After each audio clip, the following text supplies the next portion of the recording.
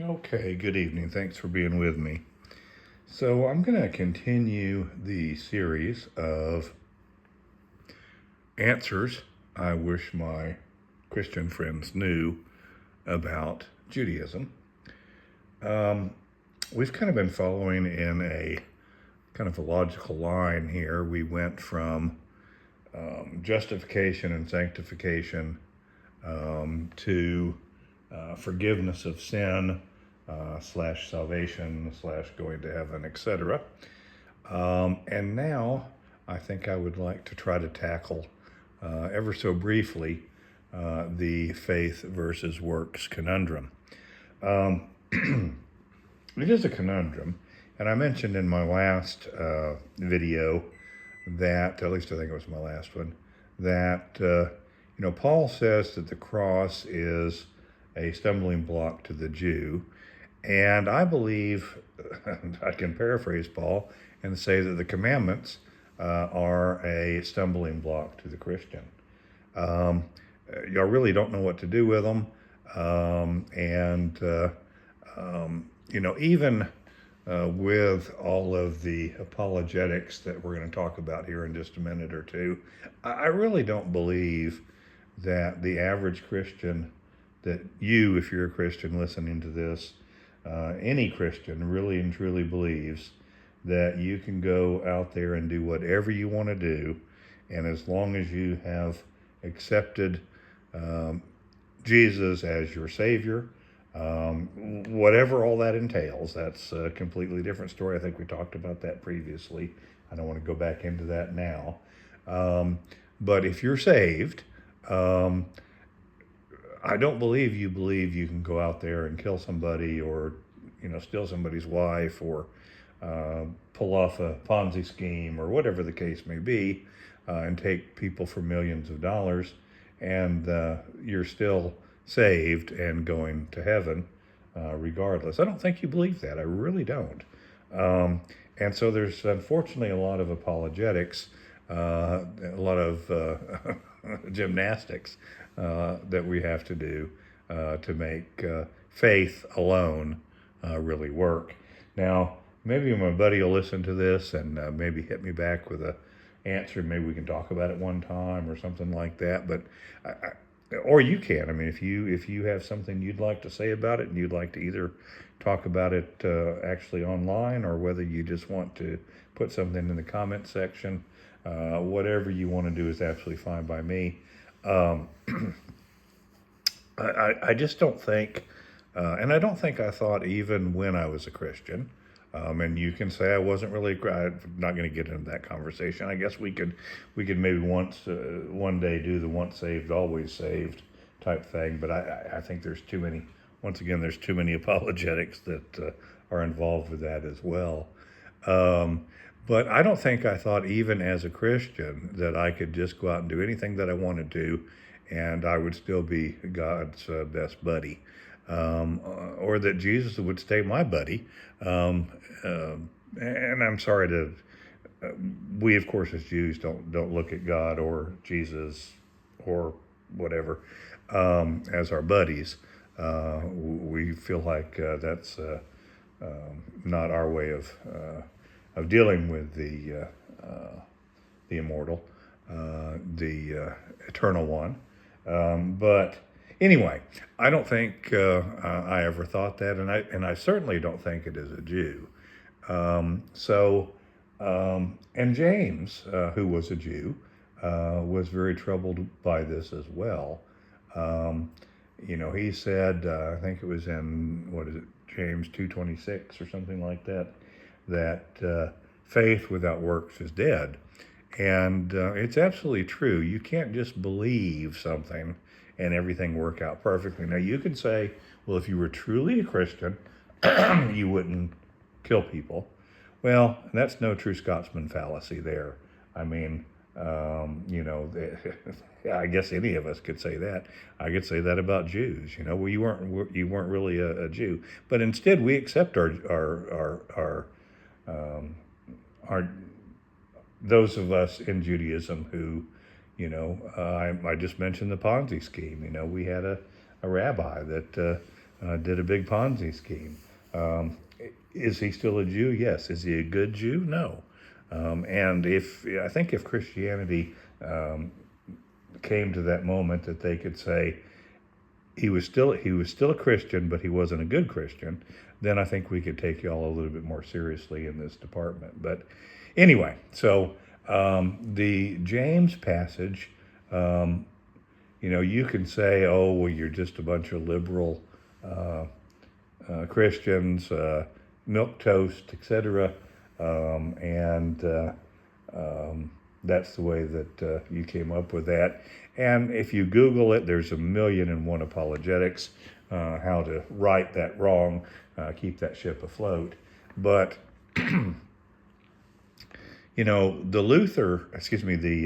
the James quote was opposed by Luther. In fact, Martin Luther didn't want the book of James to even be in the Bible, and so just for that reason. Yeah, what you do does matter, and I think that any religion that teaches you otherwise, um, it's not a good one. And I don't think Christianity sets out to say that. They would simply say that what you do doesn't save you. And I understand that. But we wind up coming right back to the same problem. What if I'm saved and I go out and kill somebody? Either you're going to say, well, he wasn't saved to begin with, which is, I'm sorry, but I believe that anybody in any faith that states that they are of that faith, because obviously they believe that they have met whatever criterion are out there to be that faith, then that's their faith. So if Joe Schmo down the street that killed all of his family claims he was a Christian, then he was a Christian. It's just, you really can't just second guess him and say, no, you weren't really a Christian. Because like I said, look up the no true Scotsman fallacy, and you'll kind of see where I'm going there. So faith versus works. And I think it's a combination of the two. I do not think they are antonyms. I think that in order to do, in general, you have to have faith. If I do the commandments because God told me to do the commandments, then my doing so is having faith in God. The doing is faith. I think, as I mentioned before, that sometimes we believe that the doing leads to faith, whereas Christianity believes that the faith leads to the doing. There's an old conundrum, and you can kind of tell whether somebody's Jew or Christian the way that they answer this. But if a beggar is outside a large building, and two people come out, the first one comes out and says, "Oh gosh, I'm so sorry you're down on your luck. Here's $5." And he stays with him and prays with him and this and that. And then about 20 minutes later goes on about his way. The same beggar encounters another person who once again comes out and says, "Look, I'm so sorry you're down on your luck, but I've got to get to a meeting. Here's $25. Who did the better thing? And invariably, Christians will answer the former, that the person who took time, prayed, etc., did the better thing. But those prayers don't feed anybody. Those prayers, don't physically help out any.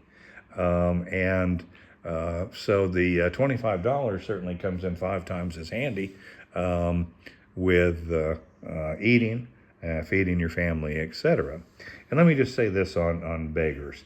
The beggars at the Western Wall are called holy beggars because they cause us to do something right. Once you hand over the money to a beggar, it's no longer your money. So you don't get to tell them what to do with it. Now, if you want to say, I'd appreciate if you didn't use this for liquor or drugs or whatever, or if you decide not to give it to them to begin with, then that's certainly a prerogative. But once that money is in their hands, it's their money. It no longer has anything to do with you. And I know that many people will say, well, I don't give money, I take them to the grocery store. Well, When's the last time you had time to take somebody to the grocery store? We live a very busy life, this and that. But anyway, I digress. The fact of the matter is that we believe, and going back to the little parable, we believe that doing the right thing is preeminent, regardless of what you believe, so to speak. So that eventually that doing will cause the belief to change and change for the better. So we believe, as I said, that doing or action turns into faith, and y'all believe that faith turns into action. But either way, we're all trying to do the right thing for our fellow man, for our families, and certainly for our God. So to me, this constant bickering and fighting over who's right and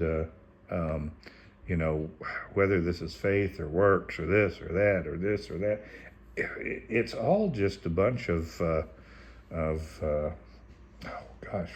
don't even know what the right word is, but and I love my buddy dearly, but that is what he's dedicated his life to, is arguing the point down to submission.